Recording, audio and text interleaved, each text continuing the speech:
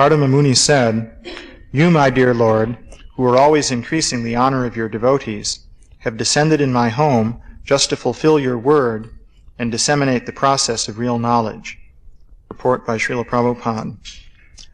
When the Lord appeared before Kardama Muni after his mature yoga practice, he promised that he would become Kardama's son. He descended as the son of Kardama Muni in order to fulfill that promise. Another purpose of his appearance is Chakirshur Bhagavan Gyanam, to distribute knowledge. Therefore, he is called Bhaktanam Manavardhanaha, he who increases the honor of his devotees. By distributing Sankhya, he would increase the honor of the devotees. Therefore, Sankhya philosophy is not dry mental speculation. Sankhya philosophy means devotional service. How could the honor of the devotees be increased unless Sankhya were meant for devotional service? Devotees are not interested in speculative knowledge. Therefore, the Sankhya enunciated by Kapila Muni is meant to establish one firmly in devotional service. Real knowledge and real liberation is to surrender under the Supreme Personality of Godhead and engage in devotional service. So, here again, Srila Prabhupada refers to the Sankhya philosophy, and he points out that by presenting this Sankhya philosophy, Kardama Muni will increase the honor of the devotees, because this Sankhya philosophy is related to devotional service. So, the way in which Sankhya philosophy is related to devotional service is that it explains the relationship between the individual conscious beings, the material energy, and the Supreme Personality of Godhead. So, it's important to understand that relationship initially, so that we will be able to act in the service of the Supreme Personality of Godhead and understand our actual constitutional position. So in the Sankhya philosophy, there are various categories of energy that are described. It deals primarily with the material energy, and it also describes the process of creation.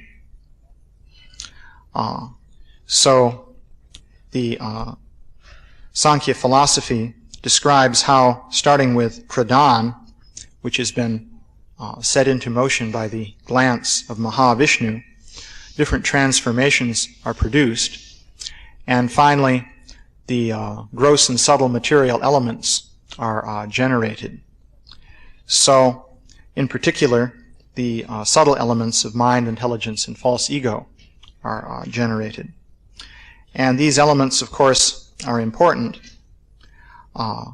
The situation of the conscious living being in the material world is that the living being, or spirit soul, is embedded or encased in a subtle body made of mind, intelligence, and false ego.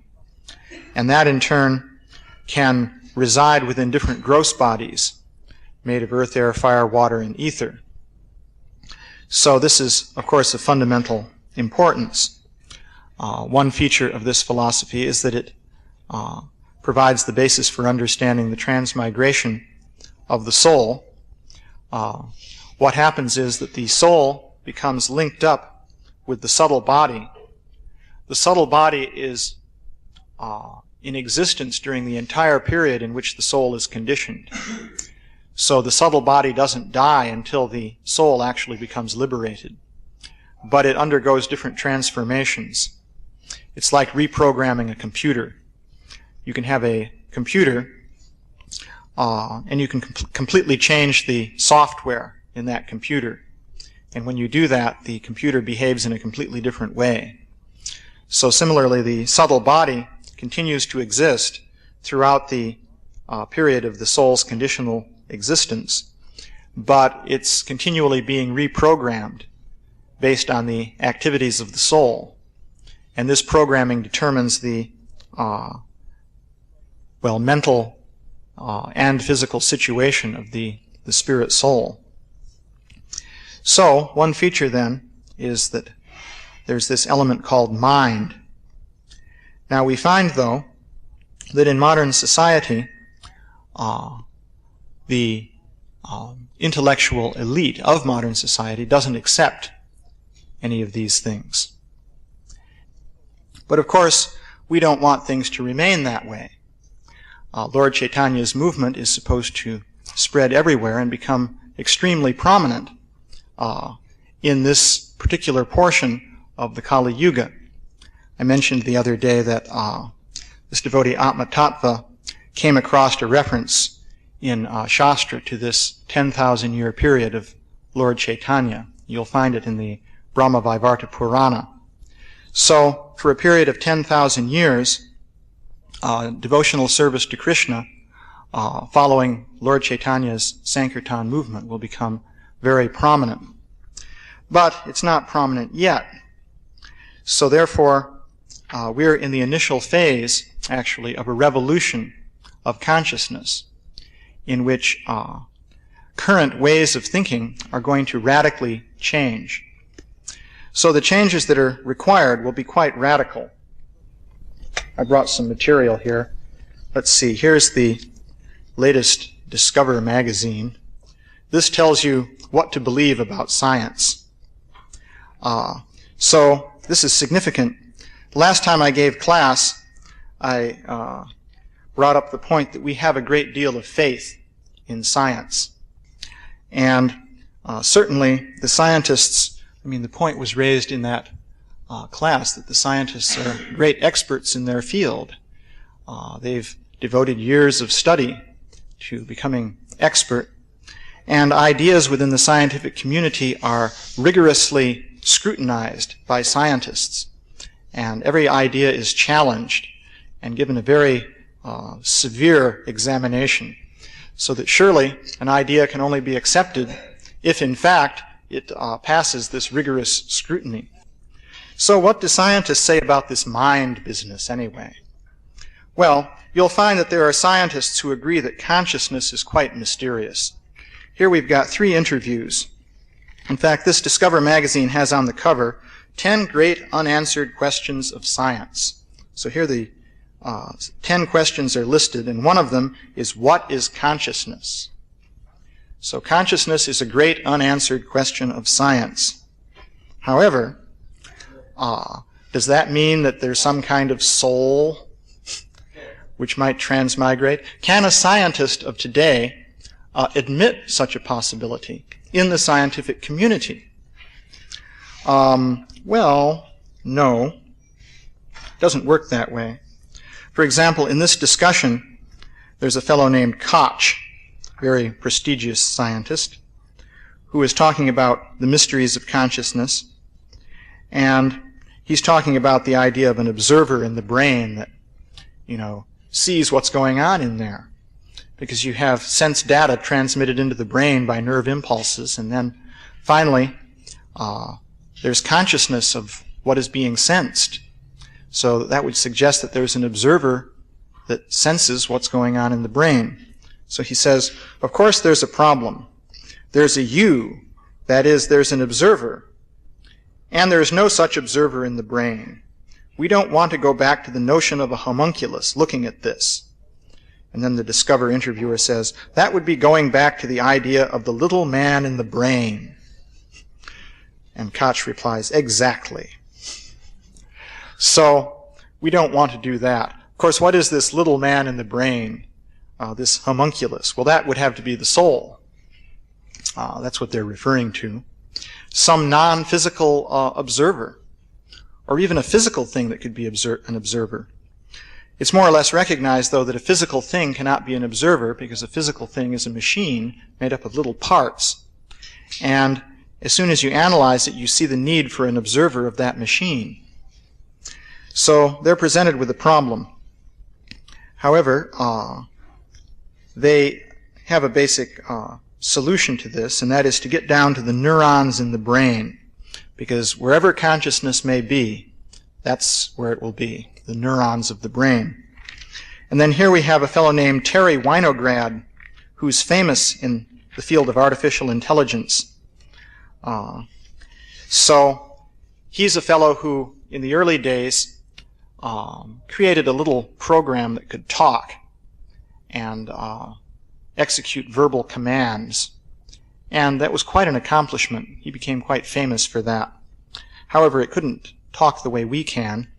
And he finally came to the conclusion that you'll never be able to program a computer that can really think the way a human being does. Can't do it. So the Discover interviewer asked him, well, do you think then that, there could be something to consciousness that is non-physical and beyond the brain? And he emphasized that, well, no, he didn't think that at all. It's that computers won't be conscious, but that doesn't mean that brains aren't. After all, brains are different from computers. They're not made of silicon chips, And he says, I'm ultimately a materialist.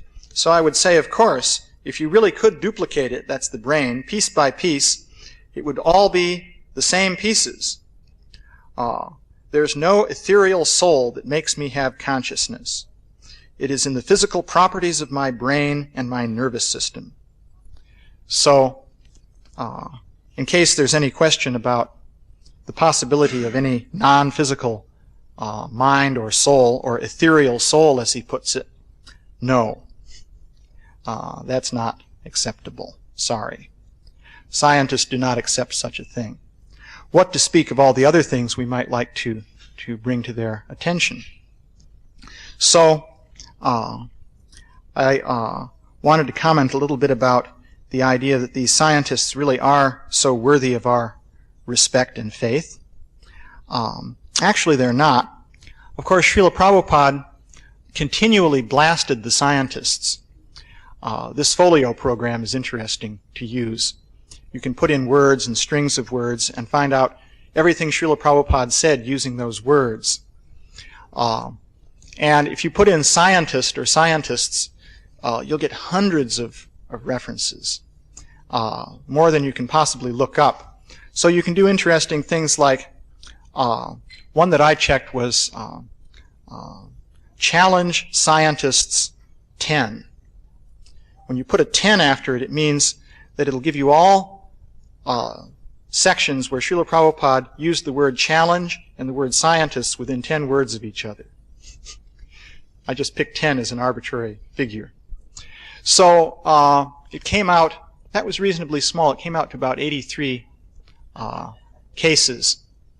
If you increase it to within 20 words of one another, you'll get even more. And it was interesting. He was saying that we should challenge these rascal scientists. Another one you can do is look up rascal scientists. You get even more cases there. Too many to print out. I mean, you may as well print out a book or something. So, Srila Prabhupada had a rather radical view of these scientists. And actually, it's a fact that if Krishna consciousness is to be regarded as at all true, or at all believable, then the scientists have to be wholesale mistaken. And that was a thing that Srila Prabhupada said. He said that to me in particular 3 times in a row on one occasion, so I sort of remembered it. So they have to be wholesale mistaken. Now, how is that possible? How could it be? Because after all, they are so rational and so learned, and they scrutinize one another's ideas, and so on and so forth. So how is it possible? Well, I thought I'd speak a little bit about paradigm shifts. This is an interesting thing. It seems that a paradigm shift has occurred in the use of the concept of paradigm shifts. And this was proven by the recent GBC meeting in Atlanta. Because there, I believe, a video was shown about paradigm shifts. And this was being applied in the field of business. And this is interesting because it started out in the field of philosophy of science. So, about 30 years ago, I guess, this book came out. The Structure of Scientific Revolutions by Thomas Kuhn. This is the where paradigm shifts were first introduced. And it's somewhat of a dense academic book. And he's talking about ways of seeing things in science. So a clever fellow had a new way of seeing things, and he realized that the idea of paradigm shifts could be used to make money for him by going and giving speeches to corporate CEOs and people like that. And he's been going around doing that quite successfully as far as I can see. So that's actually in itself an example of a paradigm shift, because I myself had always thought of paradigm shifts in terms of the scientific and academic study of theories and how they change. I never thought of using this as a way of getting money from businesses. But this fellow saw it. And that illustrates what a paradigm is. He points out in his video that a paradigm is a way of seeing things which limits what you can see. It enables you to see certain things very well. But by enabling you to see certain things well, it limits what you can see so that other things beyond the boundary of the paradigm you cannot see at all. You're blind to them. So paradigms are very important, but at the same time they limit us. Now, he gave a nice example there of the what happened to Swiss watches. This was a pretty good one. It seems that a few years back in the 1960s, Switzerland was in the position of world dominance in the watch industry. They had some very large share of the market in wristwatches. So it seems that in Switzerland, somebody invented a new kind of watch. A fellow working for one of the main Swiss watch companies, in fact, or a team of people. They invented the quartz crystal watch with the electronics in the liquid crystal display, like this. So this watch was, they tried to promote this among the Swiss watchmakers, and it was totally rejected. The watchmaking expert said, you know, who needs this? This is useless. That's not how you make a watch. We know about watches. We're the experts. So they put it on display. Apparently this was regarded as being so insignificant that nobody even bothered to patent it. And it was put on display at one trade show, and some Japanese fellows walked by. And the rest is history. Within a couple of years, the Japanese flooded the world with cheap watches built on this principle, and the Swiss share of the market in watches went down to 10% of the market from something like 80% previously.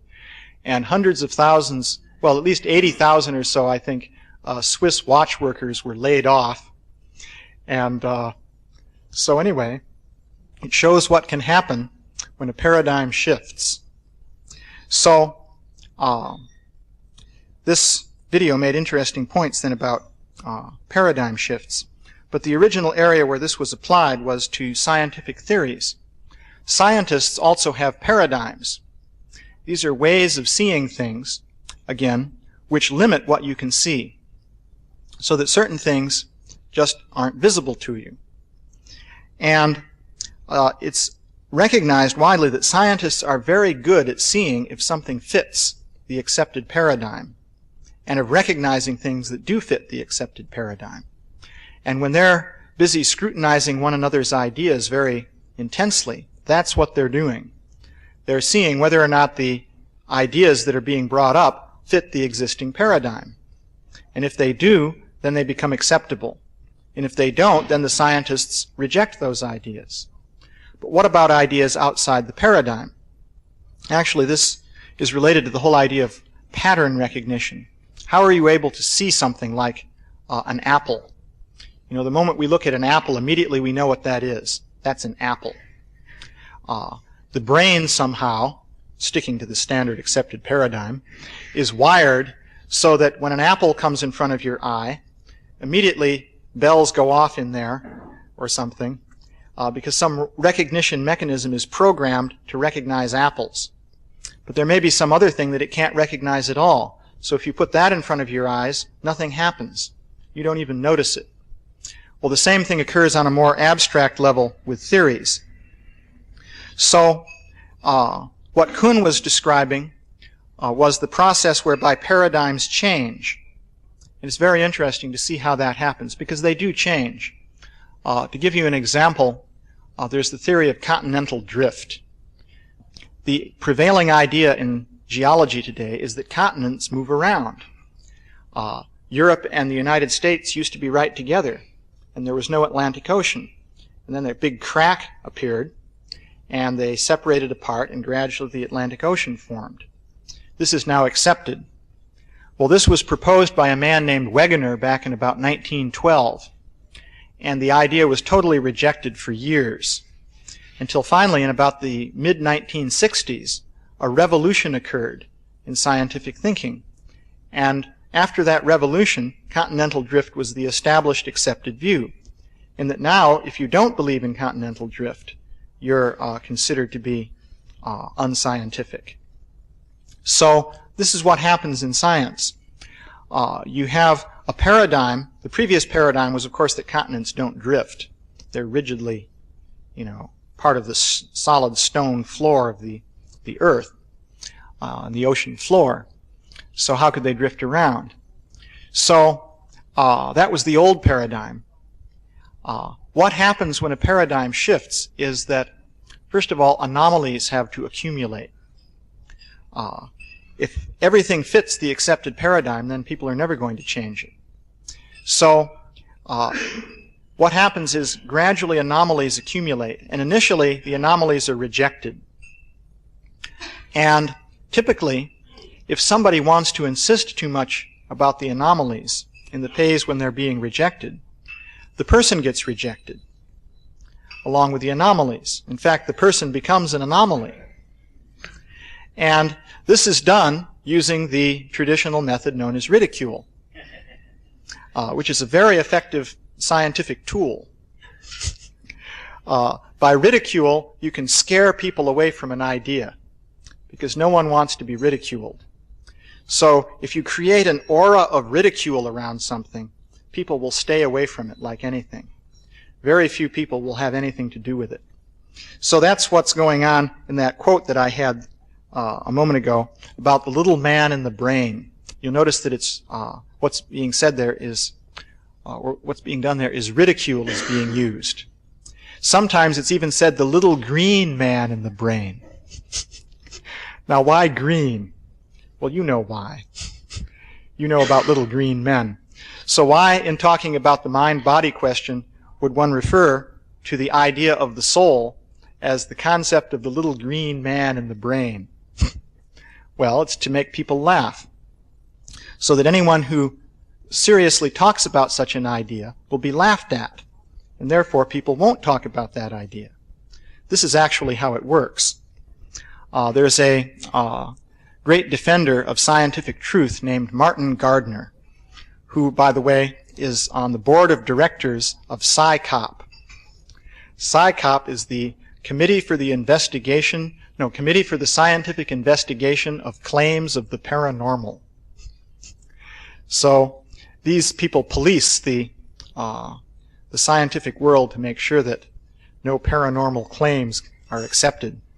And one of his aphorisms is that a horse laugh is worth 1,000 syllogisms. Yeah, one horse laugh is worth 1,000 syllogisms. So a syllogism is a logical step. Like, if A is true and A implies B, then B is true. So that's one step in logic. So he's saying that if you have an argument that you make using 1,000 syllogisms, a single horse laugh is worth all of that argumentation. In fact, it's better, because it's going to be hard to find somebody who's going to appreciate an argument with 1,000 steps. But anybody knows what a horse laugh means. It means stay away from this or you'll be laughed at. Associating an idea with, being weird, being disreputable, being zany, being kooky. Just like James Watson, he characterized his opponents as shits, kooks, and incompetents. This is the scientific world. But this is how it actually works. It's quite important. So what happens in science is that initially the anomalies are scorned and rejected. Wegener was scorned and rejected throughout his lifetime. And But finally, if enough anomalies accumulate, there will be increasing discomfort among the scientists. And finally, there will be a revolution. Suddenly, the old fabric will just rip. It's just like you're wearing the same dhoti day after day, and it works, and then one day you put it on and the thing rips down the middle, and that's it. So, this is a homely example. So anyway, so finally, there can be a revolution. And one point this fellow made on that video that they showed the GBC is that when the revolution occurs, when the new paradigm comes in, everybody starts at zero. It's a new ball game at that point. The very way people see things changes. Kuhn points out that it's difficult for people holding two different paradigms to even talk with one another because they see the world differently. So that can occur. Actually, even things like the acceptance of Darwin's theory of evolution is an example of a paradigm shift. Now, one point that the fellow made was that paradigm shifts are initiated by outsiders. It's very rare indeed, in fact, I hardly know of any examples, in which a major paradigm shift is initiated or set off by somebody within an established field. The reason is that within an established field, everything is regimented. Your colleagues immediately will jump on you if you begin to deviate. So in that setting, it's very difficult to start a new paradigm. So to introduce the new kind of watch in Switzerland was extremely difficult. In fact, it wasn't possible there. An outsider had to do it, namely the Japanese. So the same thing happens in science. Paradigm shifts are brought about by outsiders. Now, Darwin, by the way, was an outsider. He, in fact, was a recluse, practically. He was independently wealthy because his father was a very wealthy physician. He never had to work a day in his life, and he lived in a comfortable Victorian mansion out in the countryside in East Anglia somewhere, and just worked on his researches. So another aspect is that for a paradigm shift to occur, a lot of anomalous material has to accumulate. In fact, what Darwin did was he spent 20 years building up his case. He finally wrote the most successful unread book in history, practically. Because whoever reads Darwin's Origin of Species, just a few people have ever read the thing. It's practically unreadable. It's packed with lots of facts. And a few people did read it, and they realized that, it's time for the paradigm to shift. Basically, the balance, the total mass of material, at that point shifted. There was a revolution in thought, and within, let's say, 30 years, Darwinian evolution was the accepted way for educated people to think about the origin of life. Yeah? I'm wondering, you're saying it was an accumulation of facts, sort of like on a fulcrum. It just, so many anomalies built up, it just shifted. Yeah. I'm wondering if just accumulation of anomalies, that's enough, or how much has to do with social factors. Like I'm thinking of Christian consciousness and art as being shifting, as far as becoming a worldview that's accepted, the idea of there being a soul and paranormal things. How much, if you look back in history, when there's been these shifts in your worldview, the general public's worldview, how much of it is just facts? How much of it is social circumstances? Well, social circumstances refers to how people are seeing things. And that's related to the accumulation of new ideas, which are the anomalies.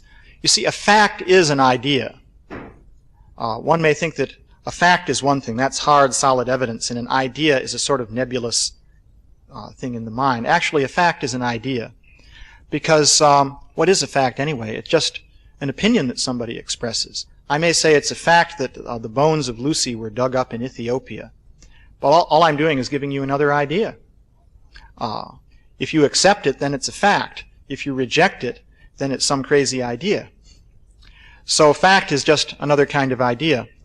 But as ideas accumulate, people become aware of them, And at some point there's a critical mass. So it is social. The process of the paradigm shift is a social process, but it's a process involving ideas, how people think about things. In the case of Darwin, so many different ideas. The idea that the world works mechanically, that had to seep into people's thinking. Initially, that was very foreign to Western thinking. Newton triggered off a big paradigm shift in that area, and he was back in about 1650. Darwin's revolution occurred about 1850. So the mechanical idea of things began to seep in. Old ideas such as the existence of angels as something real gradually were fading away. What's his name? Boyle, the inventor of Boyle's law, literally believed in the reality of angels. And that was part of his traditional belief system. He wasn't a radical. But in his day, such things were still believable. So gradually those were going out and the mechanical concept was coming in. Fossils were being studied. Dinosaurs were being excavated. And big public exhibitions of dinosaurs were being created. Just before Darwin's time, in the Crystal Palace near London, big iguanodon sculptures were being created and the public was touring through. And the concept came that the world used to be different from what we think it is now. There were these monstrous creatures and so on. So all these things begin to percolate into people's thinking. And finally, it seems you get a critical mass where there are enough anomalous ideas that didn't fit into the old way of thinking that the old way finally breaks. And then you still need, though, somebody to work hard to introduce the new theory. It's not that it's just going to happen automatically, but you have somebody like Darwin who did research for years and years, really working to make his case. And then you have people like Thomas Huxley. Thomas Huxley, instead of doing research for years and years, he was a very great debater. He took Darwin's material and he went out and lectured everywhere and beat people in debates. The famous one was when he beat Soapy Sam Wilberforce, a big Anglican bishop, in a public debate, and made a fool of the man. So at that point the balance shifted. And the new paradigm became established. Even so, there was great resistance. There was a period of controversy. Darwin didn't publish his work for 20 years because he was afraid of that controversy. He was afraid of what they would do to him, call him all kinds of bad names and just make life hell for him. So he finally only published when Alfred Russel Wallace came up with the theory at the same time that he did, and he realized that if he was going to establish priority, he had to publish right away, so he rushed into print at that point. So that's another factor. There's a period of controversy. The pioneers are going to be called bad names.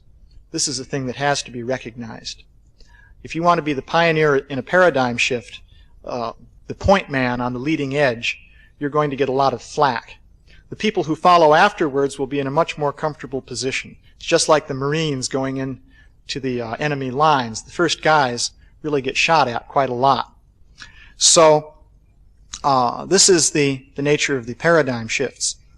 So the same thing applies with us, which is of course why I brought up this whole thing, because we want to bring about a major radical paradigm shift.